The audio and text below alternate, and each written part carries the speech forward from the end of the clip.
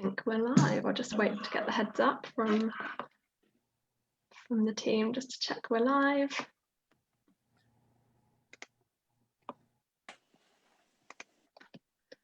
Hi everyone, if you can hear us, thanks for joining. Just make sure that we're live. Yes, cool, thanks. Just got the heads up that we're live. Hello everybody, thank you so much for joining. Welcome to our live Facebook event today from the Albion and the Community's Neighbourhood Health Squad. So my name's Rosie and I'm joined here today by my colleagues Jean, Mari and Sadie. We're from the health team and we work on a project in people living and working in Brighton and Hove, supporting them to make healthy lifestyle changes. So small changes that can really make a big difference to your health and well-being. And we also have Ken here. So his name's Kevin, but he prefers to be called Ken. So hi Ken, thanks so much for joining. Hi. So as I said, we're from the health team. We are currently working in Brighton and Hove. Our Neighbourhood Health Squad project offers 8 free sessions, or up to 8 free sessions, to support you to make lifestyle changes.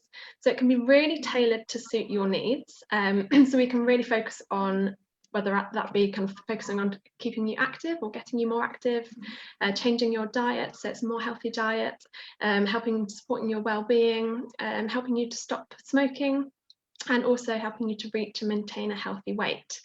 So these factors can all help to improve your overall health and well-being, and we're here, our experts are here to kind of help you make those changes. So we can work with you on a one-to-one basis, or as a family or a group of friends, and also we can work over Zoom, over the phone, or face-to-face if that's possible when we get round to it. So so I'd like to introduce you to our team.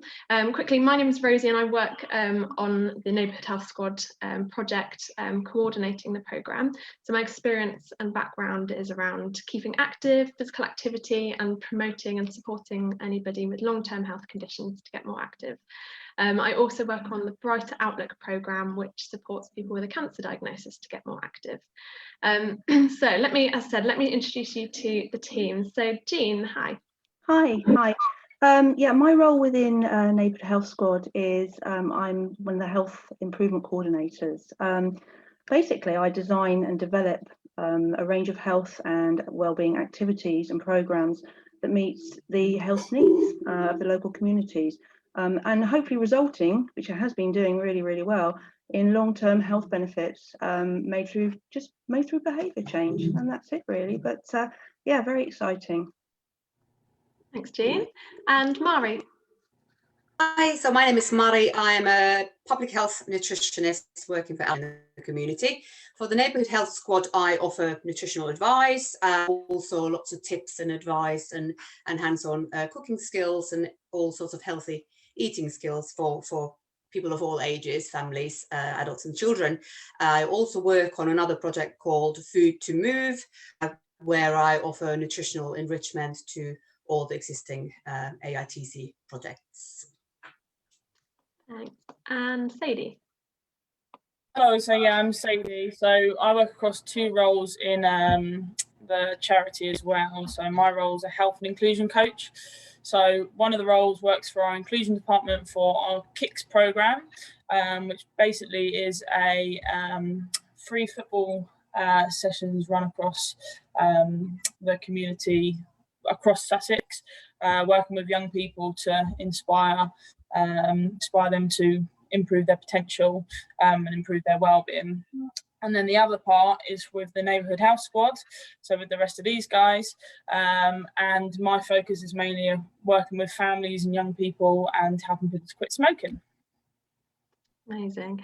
And Ken, could you, obviously, in terms of introducing yourself, could you let us know about tell us about the support that you've had from the Neighbourhood Health Squad and why it was that you got in touch with us to begin with? Jean and Sadie, what I've done. I'm 59 years old now, and I've always struggled with my weight, really, keeping my weight down. And so the only way I can achieve that is by talking to these guys I saw it advertised at the stadium actually, and I thought, well, that's okay, and also it was free, so I had nothing to lose by going along and doing it, you know. And they've been great, and we have missed it a lot, especially in Mulscombe Leisure Centre. It's been hard work. It's been hard work without it, you know. Yeah, as because you joined, it was last year, wasn't it? So before we've had to kind of shift things virtually during this year. But no, it's great to hear about the the support and why you've joined, but you've really benefited from the support. So we'll hear about kind of more about what you've been up to, Ken, later on. But today's session then is about getting some kind of tips and advice, and also answering your questions around health and well-being and how we can keep ourselves healthy and well during this time and and moving forward. So please send us your questions. So in the comment section on Facebook, send in any questions you have, and we'll do our best to answer them. Jean, could you just let us know if anybody is interested in getting the support from our kind of team of experts here? As you say, we've got you covered depending on what kind of support that you feel that you need. What if anybody wanted to get the 8 free sessions or support from you guys, how do they find out more, or how do they refer themselves? Yeah, it's really easy. All you need to do is call us on 01273 878269, or email neighbourhoodhealth@albioninthecommunity.org.uk and let your journey begin. Thanks, Jean. We'll pop the details, the contact number and the email address onto the chat as well, so that you don't have to scribble down that's great. Thanks, Jean. So let's start today chatting about physical activity and how that can help us mentally and also physically. So when we talk about physical activity, we don't, well, basically what that is any body movement that requires us to expend energy. So whilst that does include kind of structured exercise and kind of team sports or anything like that, it also includes any other activity that involves movement. So anything that you do around the house, in the garden, traveling from A to B if you're kind of moving, walking or cycling, anything that you do at work, in your leisure time. So basically anything that's not sitting still or lying still. So so that's what we mean by physical activity. Jean, could you explain to us why keeping active is so important, and even more important at the moment? Yeah, of course. I think we all know really that exercise is important. Some of us tend to embrace it, some of us tend to ignore it. It's just the way that we are. Whatever your age, there is strong scientific evidence that being physically active can help lead to a healthier and happier life. We know that. Have you ever thought to yourself? I mean, this is a question to people out there. Have you heard someone say this, or have you said it to yourself? It will never happen to me. Never happened to me, never ever. Well, it could do. Something could happen, and it could be an illness that comes to you, and it has been proven that if you are physically fit and well, you've got a better chance of fighting it. Your route to getting better will be quicker. Many people exercise regularly. It has been tested that they have a lower risk of developing many long-term conditions, and this is lowering it. So it lowers your conditions of things like strokes, heart conditions, high blood pressure, type 2 diabetes, there's obesity, osteoarthritis, osteoporosis, dementia, and many types of cancer. And there are more to add to that list as well. It's just a list that we've sort of conducted today, but looking at it, my question to people out there would be, if this lowers your risk by just exercising every day, surely it's worth putting it into your daily routine. So how long should you exercise a day? Well, they say 30 minutes. 30 minutes is good. It's a good amount of time. And out of a 24-hour day, it doesn't seem long really, does it? But I'm sure it's something we can look at, and what you would actually do is get benefits for that. Other positives about keeping active is it also produces hormones that make you happier, improves your quality of sleep, which is good, improves your mental health, reduces anxiety, depression, and negative mood. Especially in these current times with COVID out there, you know, exercise has been proven to help. It really, really does. Also has been found to alleviate symptoms such as self-esteem and social withdrawal.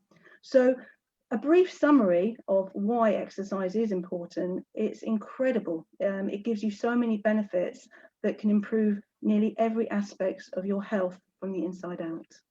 Thank you.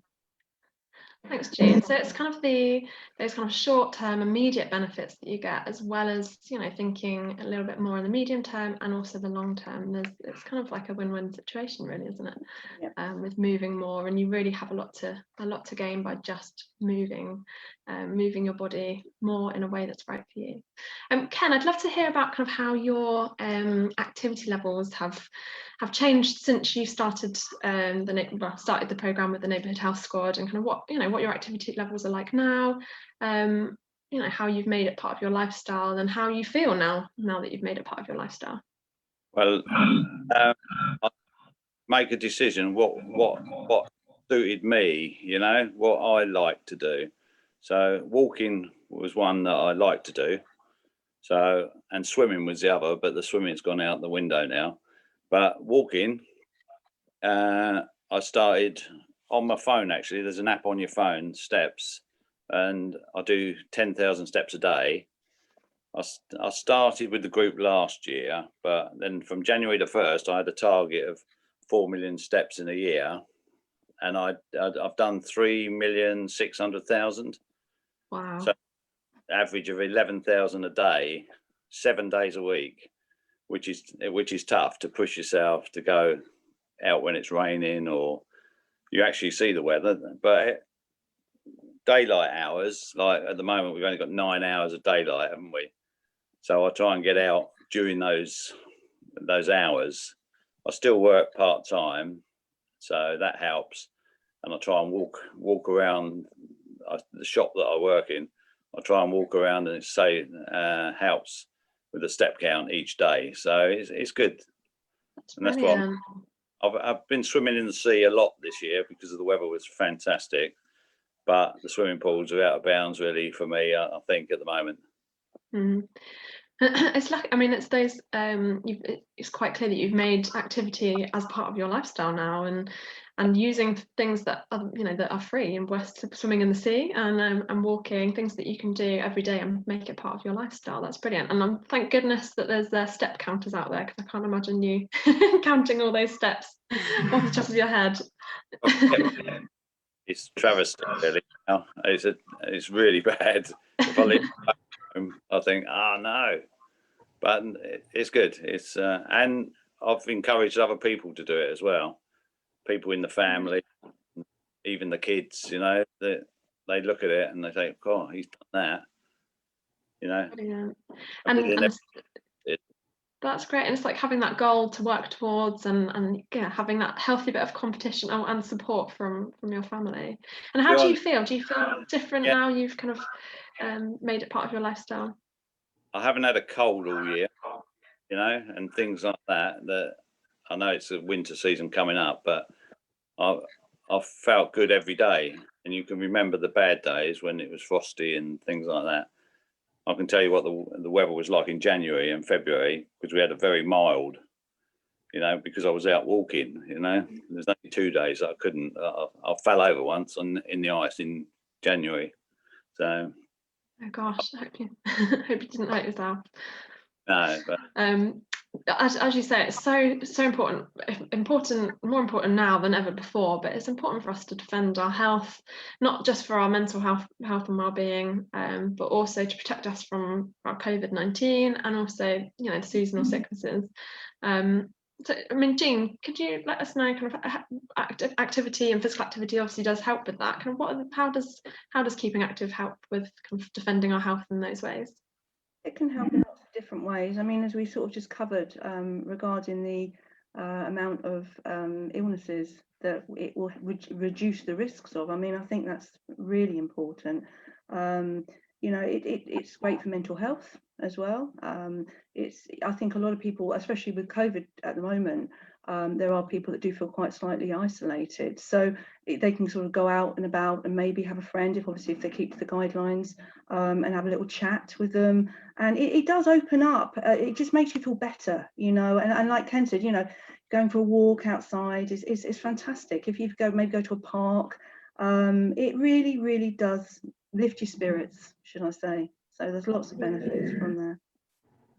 Good, yeah. So kind of those, yeah, again, it's those immediate benefits that really help to, you know, defend our health and well-being and physical health as well. What about kind of the nutrition side of things? Mari, could you explain, you know, in terms of what foods we should be making sure that we're eating enough of to defend our health? Okay, well, obviously at these crazy times, there's so much interest in our diet and seeing whether we can eat something that will defend our health or even boost our immune system so that we can fight or even prevent COVID-19. And if you are reading newspapers or on Facebook or anything, you can every week see there's a new thing that's saying, oh, eat this and it will save the world and you won't get COVID and whatever. And unfortunately, hate to break it to you, but that's not true. That's utter rubbish, because there isn't any kind of silver bullet or food or nutrient that we can have that will help to boost our immune system, and nor would we want to, because an overactive immune system can be as dangerous as a suppressed one. So the way that we catch coronavirus is via exposure. So the best thing we can do is stick to those guidelines, you know, keep your distance, keep washing your hands and wear a mask when you are in crowded places. Now, however, there is diet and nutrition and eating does play a role in this. So if we are well nourished and eat foods that are rich in nutrients, then we are in a position to support our immune system should we come across an infection.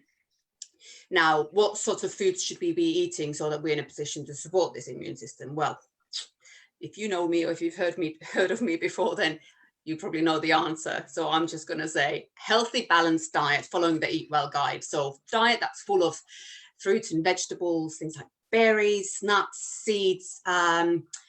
We've got whole grain foods, as well as some meats, dairy, eggs, and some healthy fats as well, and obviously lots of water. So if we are eating this sort of diet, we are going to get all the vitamins that we need, all the vitamins and minerals and the goodness that we need to keep ourselves healthy. So that would be vitamin A, C, D, E, all the different B group vitamins, as well as folate, as well as minerals like copper, iron, selenium, and zinc.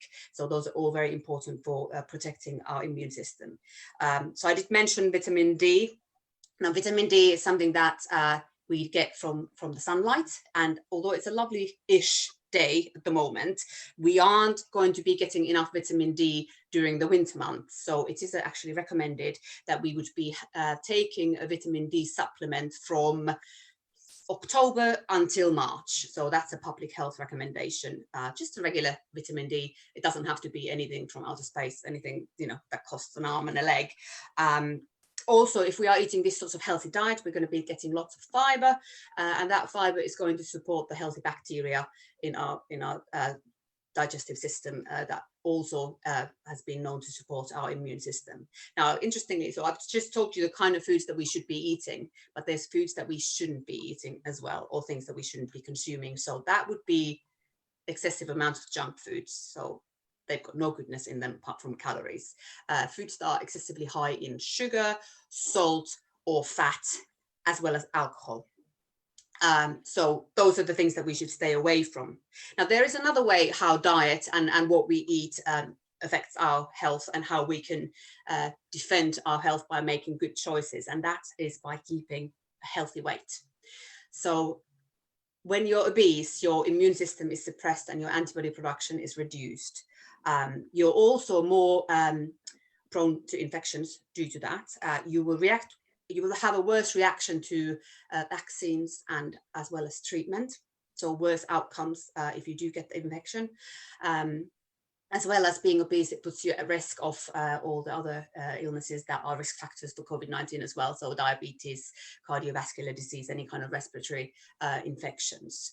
And there's so many risk factors for COVID-19 that we have no control over, like our sex or our age or our race or any of these underlying conditions. So being healthy weight, not being obese or very overweight, that is like one of the only things that we have any control over. And of course, not easy always, but luckily we, the Neighbourhood Health Squad, are here, and we are here to support you on helping you eat healthy and weight loss as well.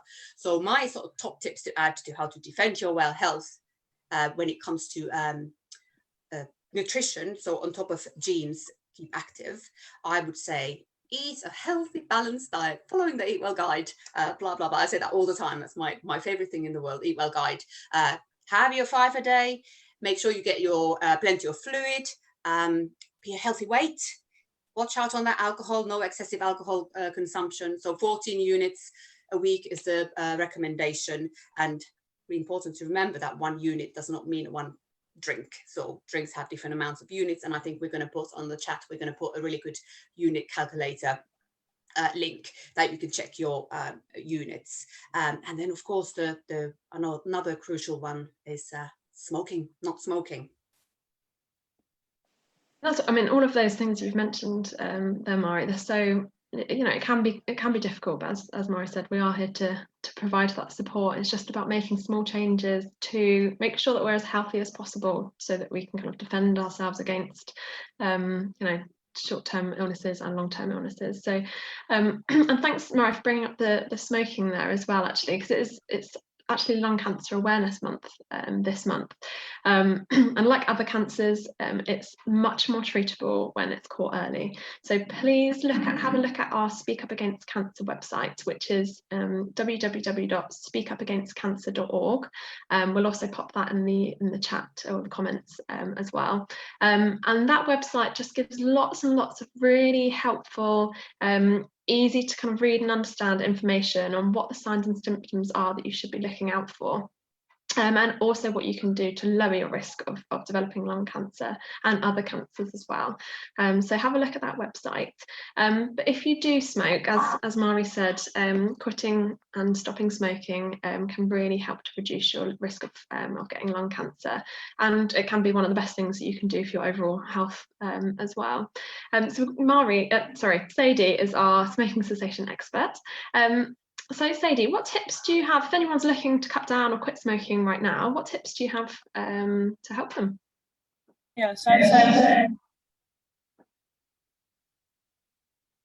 oh, I can't hear you. Your sound's. can you hear me? Yeah, I can hear you. Start again. Couldn't hear you then. So yeah, one of the best things you can do is just to get some support. So that could be from the GP surgery, it could be from friends and family. There's loads of apps you can use, or it could be like community schemes or programs, a little bit like we run through the Neighbourhood Health Squad, because people that try and quit are so much more likely to quit through getting a bit of support. It's really, really hard thing to try and do on your own, so getting a little bit of support is a really good place to start, really, if anything. Some other tips, if you are, you know, maybe trying to look to do it on your own, is to know your triggers. So there's lots of things that trigger us to do lots of different things, food, physical activity, but smoking seems to be ones that we really kind of think about. When speaking with a lot of people with quitting smoking, a lot of the things they say is that they only really have 2 or 3 cigarettes that they really, really feel like they need throughout the day, and the rest just come down to kind of just habits and behaviours. So kind of knowing those habits and behaviours are going to help to get rid of those kind of other ones, and then using things like nicotine replacement therapies are going to help to get rid of the 2 to 3 ones that we feel like we really, really need during the day. Use your previous experience as well. So I think that most people that want to quit smoking have tried to quit smoking before. They've had lots and lots of quit attempts and it might not have worked. So, you know, use that experience of what you've had before to try and quit. What went well last time, what didn't go so well last time, you know, what can you do this time that was maybe slightly different to last time. And a really good thing to do is not kind of wake up in the morning and feel like you want to quit that day. I think lots of people maybe try and to do that. A really good thing to do is to kind of prepare yourself and set a quit date. So think of, you know, if you kind of, you know, you want to quit, don't put the pressure on yourself to quit that day. Give yourself a time within, you know, a week or 2 weeks of when you think you want to quit, and set that quit date, because you can prepare for it a little bit more then, and it's not kind of, you won't feel so down about, you know, if you slip up and stuff like that. And but everyone's different, really. Everyone's different, so everyone has their own things that they do. Lots of people say that, you know, the cigarette the first thing in the morning is the one that they really struggle with. People say that they like to have cigarettes with cups of coffee, and that might be a bit of a trigger. But everyone's different, so I think getting that support is really going to help bring out, and that's what we like to do with people we work with, for all our programs, actually, whether it's physical activity, weight loss, food, is kind of tailor the program to them, because everyone's different in the way that they do things. So I think it's it's the best way to get the best out of an individual. Yeah, no, that's great, and such good kind of advice there. It's kind of not being so hard on yourself and working around understanding what's going to work for you, and getting, as you say, getting that support from a specialist or from our neighbourhood health squad team is going to be the most effective way to help support you to quit and make lifestyle changes. Sadie, what are the kind of immediate benefits of stopping smoking? If someone was to quit, when they quit, are they likely to see benefits straight away? That must be quite motivational if you are able to see benefits. Yeah, so I think I've got a bit echoing now. I can hear my own voice. One of the things that kind of tends to be the immediate thing is money. You know, especially at a time like lockdown at the moment, money for lots of people, especially people self-employed or they're on furlough schemes and money's been cut down. Money's a really big thing. Coming up to Christmas as well, that's another one. So money, I think the average person saves around £180 a month quitting smoking. So one of the things we try and get people to do is, you will find that money for 2 smokes, whether you spend it on tobacco or you spend it on cigarettes. So try and put that money away, because at the end of the day, you would have been spending that on smoking before. So put that money away and then treat yourself and reward yourself with it. Whether, you look to finally get away on a holiday, which everyone's looking forward to at the moment, I think, or putting away towards Christmas, but put it away to either treat yourself or to treat something so you feel a bit more positive out of it. And then there's other benefits, like the fact that, it's going to probably make clothes smell less, breath's going to smell less, skin's going to get better. Your skin tends to get better when you quit smoking, and circulation improves. Maybe if you've got a bit of a cough, probably from smoking, that's probably likely to go down. Actually, we do a test with a carbon monoxide monitor, and it actually only takes 48 hours for all the carbon monoxide in your lungs to completely clear out, which is really quite quick. And I think people don't realise quite how quick the effects of quitting smoking can play. But yeah, also, like, having if you smoke and quit, all the kind of almost the damage that's been done through smoking, your body's an amazing thing. It can actually kind of start to heal itself after stopping, so you can decrease your chances of being a smoker to being a non-smoker of things like the major heart illnesses and serious conditions like cancers and strokes and heart diseases and stuff like that. So yeah, it's really beneficial, whether you've smoked for a really long time and think, oh, there's no point now, or smoked for a smaller amount of time. It's really beneficial to quit. I think one of the big barriers people put up, though, and people maybe don't know so much about, is it actually increases your metabolism. And I think people tend to think they quit smoking and then they put on weight, and it actually increases your metabolism. So the reason why we're probably putting on weight is because we're maybe eating the wrong foods, because we're starting to feel a little bit more hungry, because or maybe it's the kind of habits. We've changed our habit from smoking to eating. So yeah, that's a really, really kind of one that people focus on, and I think is a bit of a barrier for people to not quit. But actually, it's, you know, it does the opposite to that. And as long as we can control our food, then it has, you know, massive benefits with weight as well. That's brilliant. So yeah, and same again, kind of as the others, it's those immediate benefits and also long-term benefits that that you have. Mari, do you have any tips if anybody, you know, if it sounds like that's quite a common thing to, to kind of gain weight if you were to quit smoking, as you say, Sadie, potentially because of the switching the habits. Do you have any tips to help reduce the risk of weight gain? Yeah, so I suppose the hardest thing is not to replace the cigarettes with biscuits. I mean, if you think about smoking, so we're putting something into our mouths all the time, so it's very easy then to just turn that into a biscuit. So if we can not do that, that would help. But of course, that's very difficult. Like Sadie said, smoking suppresses hunger, as well as increases our metabolism. So when we stop smoking, we're going to be feeling more hungry. And also, you know, things are going to taste a lot lovelier. So your taste buds are going to, all of a sudden, you're going to be tasting different nuances of foods and fruits and things. So that's another reason why we might be snacking more. So best thing to do is to have healthy snacks available on your reach. So because biscuit is very easy to reach, but if you've got chopped up fruit or healthy ice lollies or something like that in the fridge or freezer, then you can get those as easily as the biscuits. So maybe my top snack would be popcorn. So I'm not talking about that popcorn that you get in a bag that's full of toffee and chocolate chips and sprinkles and goodness knows what. No, I'm not talking about that popcorn. I mean, that's really expensive as well. So I'm talking about the home popped, air popped popcorn. So all you need is those corn kernels. You know, I think it's something like 30p for a huge big bag that will keep you going for months.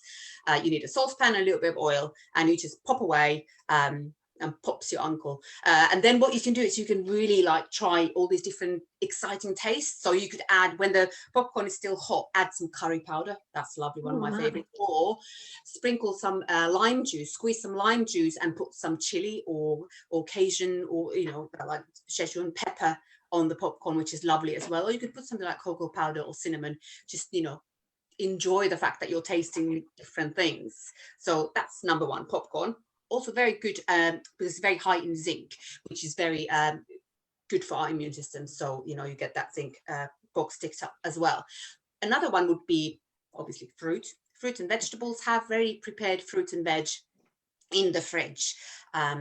So carrot sticks, cucumber, things like that, as well as fruit. So one thing that I actually like doing, I seem to be into freezing things at the moment. So I freeze grapes, and they're really nice. They're so sweet, so they're lovely when they're frozen. They almost get like a sort of sorbet consistency. Also, fruit can be expensive, especially if you want to try some exciting new things that you've not tried before. But if you go in supermarkets, those reduced to clear portions, quite often you get, you know, fruit that's still, you know, probably at its best, because it'll be nice and ripe, and it'll be a good price as well. So that will allow you to try new different things that you might have not tried before. And then drink water or low calorie squash. You know, I was saying that I like freezing stuff, so it's better than burning. But I think you could do like homemade ice lollies, and that's a really nice treat, because ice lolly, that's lovely. So do some ice lollies with low sugar squash, or try all those herbal teas. You can have them hot or cold. All the fruit teas, those will be a nice, that sometimes you might just be thirsty and bored rather than hungry, and we sometimes the cravings for cigarettes and nicotine, people can confuse those cravings into cravings of food. So like what Sadie was saying, help yourself, use the nicotine replacement patches and chewing gums, so that you won't get those cravings, and then you can't confuse those cravings with cravings for snacks. that's about it. That's made me hungry, just you talking about all those yummy snacks and you know, tips and ideas that we could all, you know, take on board for sure, especially around lunchtime. We'll all be going to make popcorn after this, I think. But no, that's really useful to know. And it's just about, it's just about being prepared, isn't it? And kind of having a little think about what you could have in your cupboards. Yeah, and this is the same advice if you are just wanting to lose weight rather than quitting smoking. Great. We've had a question in. I'm not sure who it's from, but the question is, so this lockdown feels quite different to the first lockdown earlier on in the year. I totally agree with that. The colder, wetter weather and dark evenings, I'm really struggling to find the motivation to keep active. What tips or advice do you have for keeping active this lockdown and in the winter months? That's a brilliant question, and something that I can imagine of quite a few people out there, whether or not you're listening now or later on in your own time, probably nodding along to that, because it's much more difficult, isn't it? And this lockdown does feel quite different. Jean, have you got any advice or tips of things that you can do to kind of keep active, keep well during this lockdown and during the kind of winter months? Yeah, sure. There's lots of things you can do. If you're at home, you can, I know it sounds a bit silly, but you can dance. You've got the radio, the TV, the Alexa. I think my husband actually regrets buying me an Alexa because I'm always sort of in that kitchen dancing. But it's great. It's great for you as a person. It's fun. And I think at times like this, you need a bit of fun, a bit of sparkle. Skipping's a great one. Skipping ropes aren't expensive, and you can set yourself little challenges at home, little goals. So I think my favourite one that I normally say to people is, right, 100 skips, and they look at me quite blankly, and I'm saying, no, seriously, keep practicing, keep persevering. And within maybe a week or so, they get to the 100 and they're saying, wow, we didn't think we could do that. Think how many calories you're burning and what fun you're actually having.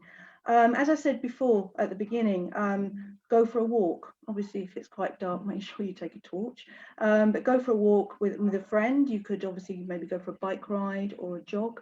And if you're with someone, obviously following the COVID guidelines, it's great social interaction and really, really good for your mental well-being and mental health. And you know, at a time like this, that is really important. You could, I mean, we are spoiled, aren't we? I mean, all this virtual exercise sessions, I mean, it's, you know, take your pick. You've got yoga, you've got Pilates, you've got aerobics, toning, stretching, chair exercises. So, you know, there's something there for most people, maybe everyone. But the other thing, the last thing is perhaps you could think about signing up to the free neighbourhood health sessions, you see, run by us, LB. And what we have, we really can help you at times like this. That's what we're here for. So thank you. That's great, Jean. And as I say, it's just finding what works for you, really, isn't it? Yeah.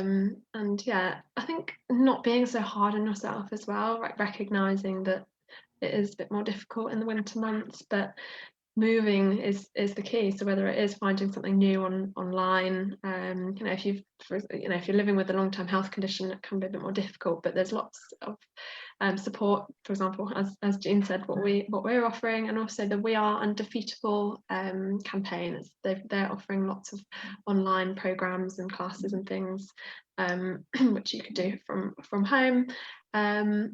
We'll pop the website up after this as well. So yeah, it's just finding something that you enjoy, and moving and spending less time sitting, isn't it? Yeah. Ken, do you have any tips or advice on what keeps you motivated and what keeps you moving? Well, if you don't like the dark, just look at walking an hour before and know when it's getting dark, and that, like, go at 3 o'clock rather than 4 o'clock walk or something like that would help. But just get 7 days a week. You've got to every day you've got to get to those 10,000 steps. You know, somehow you've got to do it. You can do it in an hour and a half, you know, and then you've got 22 and a half hours to But Yeah, try and spread it out as well, you know. Yeah. So That's great. It's kind of having that goal. So kind of for you, you found having the daily goal of 10,000 steps and also the yearly goal as something to work towards. So that can be really, really motivating, can't it? And we've also set up a WhatsApp group with some of the guys, and we talk every Monday and congratulate each other or commiserate each other for how many steps they've done. So it's good. right. Good. Having that support from others, you know, if you're struggling to find motivation or anything, chances are somebody else that you know is also feeling the same. So yeah, link up with a buddy, as Ken said. WhatsApp groups or whatever it might be that work for you, just kind of challenging each other, supporting each other, congratulating any movement. Yeah, I know that's really useful. Thanks, Ken. Do you have any questions for the team, Ken? Any questions that you want answering?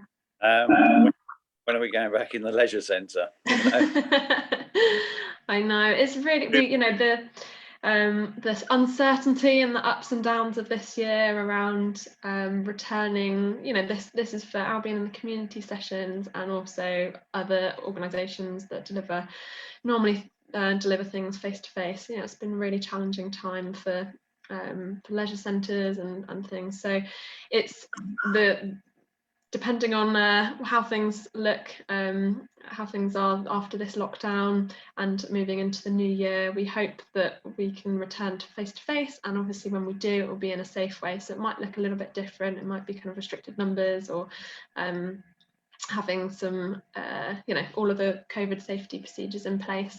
But you know, across the whole city, there's lots and lots of activities that will be returning face to face soon, I'm sure.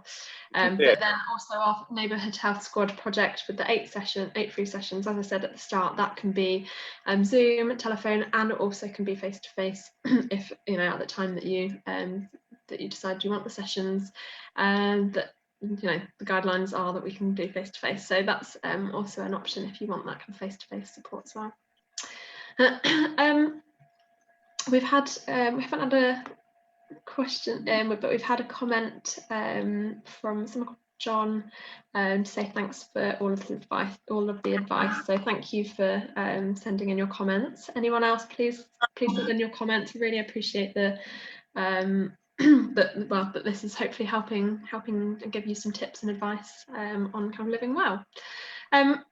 One question that comes up quite a lot, particularly at this time when you hear vitamins and minerals and keeping yourself healthy and protecting your immune system. Mari, what should we be taking vitamins? Well, the thing is, if we are eating a healthy and varied diet, we shouldn't be needing any vitamins. So vitamins should only be taken if your doctor tells you that you've got a deficiency. So that's the only time when you should be taking vitamins, because if you are taking lots and lots of vitamins, not only is that really expensive, it probably won't do any good for you if you are already eating if you're not deficient. Also, it could be dangerous. So, you know, if you're taking huge amounts of one type of vitamin or supplement, that can be bad for your health, and it can have bad interactions with any kind of other medication that you're taking. So it's always best to just not take those exotic supplements. Now, lately there's been a lot of talk whether there's a link or whether vitamin D can sort of prevent or help us fight COVID-19. But currently there is not enough proper evidence to support that. So at the moment, there is no recommendation for taking any extra vitamin to fight COVID-19. But then on the other hand, what we were saying earlier, that if you are deficient in some nutrients, or if you're, so with this lockdown and people might have been shielding, not getting outside a lot, so you might be not getting all the vitamin that you need. So that could, in a roundabout way, be bad for you. So if you are taking vitamin D, it might help your immune system, might be able to support it better. So the recommendation is that everyone takes a vitamin D supplement, but not babies who are being bottle fed, because formula has lots of vitamin D in it. So there are a couple of exceptions to supplements. So of course, like I said, vitamin D is something that we should be taking these winter months. If you're vegan, you should take B12. And of course, if you're pregnant, then you should be taking folic acid. The rest, so the probiotics, prebiotics, yes, they are good for your gut bacteria, and that does have some that helps with your immune system, but expensive. Once again, you'd be much better off swapping to brown rice and brown pasta and whole grain bread, because the fiber in those would feed the good bacteria in your stomach, so, and also help you prevent other illnesses. So up the fiber rather than buying those little yogurt drinks that are expensive. And then you've got a whole host of other supplements that are touted as the new cure or the rescue remedy. Like we've got echinacea, we've got turmeric, we've got ginger, curcumin. All those things, once again, not enough evidence to see whether they actually work or not, and some of them can be really expensive. I went into like a specialist shop, I won't say the name, and there was some turmeric tablets and it was like 30 quid for a month's worth. So nah, just healthy diet, eat my guide. Healthy diet, that's good to know. So generally, unless you've been told otherwise by a health professional, generally vitamin D and a healthy diet, that's where you'll get all the nutrients that you need. Great, that's really useful to know, thank you. I'm just looking at the time. We'll probably, unless there's any more questions coming in now, no more questions at the moment, I can see. So let's wrap things up, and if you've got any questions after, if you're watching this later on down the line, still ask your questions and we can we'll do our best to get back to you. So before we go today, let's hear one top tip from each of us of what your top tip is to look after your health. So my top tip is going to be is that please, if you have been invited to an NHS screening programme or appointment, if you've been invited to one, please attend. So that might be a kind of breast screening or bowel cancer screening, anything like that, not just the cancer related ones either.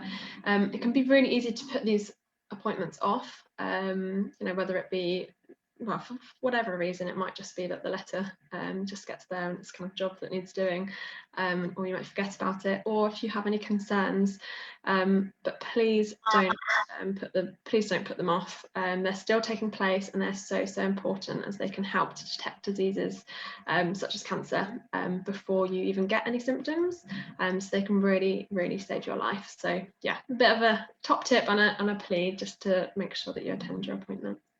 Mari, what would yours be? Follow the equal guide. That's a nice quick one. Jean? Well, mine's just to remember the importance of exercise, and the benefits, as we spoke about today, the reducing the chronic illnesses that may come your way, hopefully not. But the other thing is, keep going. Find something you like, keep going, don't give up, and obviously, most importantly of all, please stay safe. Good. And Sadie? Yeah, so mine would probably be, think about your behaviours and your triggers almost, because I think it kind of fits with everything. We all do things almost for a reason, and if we can figure out kind of why we're doing them for a reason, then we can, quite make it easier to change habits. I think it takes, is it 21 days to change a habit? Something like that. So it's, it doesn't take a long time to stick to it, but it's kind of just understanding why, it might be physical activity and leaving shoes at the front door, or, some gym stuff ready to go, your gym bag ready so you can go to the gym, or food might be that, like Mari said earlier, chopping up some fruit and vegetables or some snacks and leaving them in the fridge so they're quick to get to rather than thingy. And exactly the same with, smoking, kind of trying to switch those habits. So, you distract yourself first thing in the morning rather than go and have that cigarette. So I think, yeah, that would be mine. Think about your behaviours and know your triggers. Great, thanks, Sadie.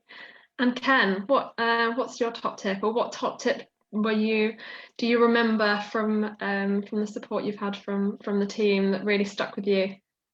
Week, a piece of foolscap, A4, and write out a daily diary, so it's over a week, and just put in activities what you do over a week, 7 days a week.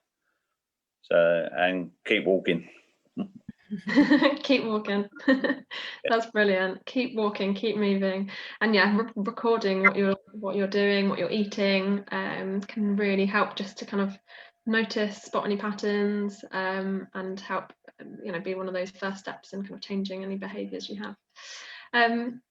Great, thank you so much for all of those top tips. I hope everybody's enjoyed today's session, and even just picked one thing that that might help them at the moment. So again, if you would like support from the team, one-to-one support, group support, the 8 free sessions, or up to 8 free sessions, please do get in touch with us, and we'd love to hear from you. So the email address again is neighbourhoodhealth@albionandthecommunity.org.uk. So we'll pop that in the comments. So yeah, hopefully we'll hear from you soon. Thank you so much for joining. Whether it's live now or whether you're joining later on, we hope you found it useful, and a special thanks again to Ken for joining us today. Really appreciate kind of sharing your tips and kind of your experience of the support that you've had, and also how it's benefited you and how you're still moving, still walking. Just a little hour off today of your walking to join today. Thank you. And please remember, there are also lots of resources on our website, so www.albionandthecommunity.org.uk. Lots of online resources, videos, recipes, healthy recipes from Mari. And if you enjoyed today and wanted to watch any more of our Q&A sessions that we did earlier on in the year, have a scroll through the Albion and the Community Facebook page videos, and you'll see those. There was 3 other sessions focused on health and wellbeing as well. So that's all from us. Thank you all so much again, and please stay well, keep healthy, and goodbye.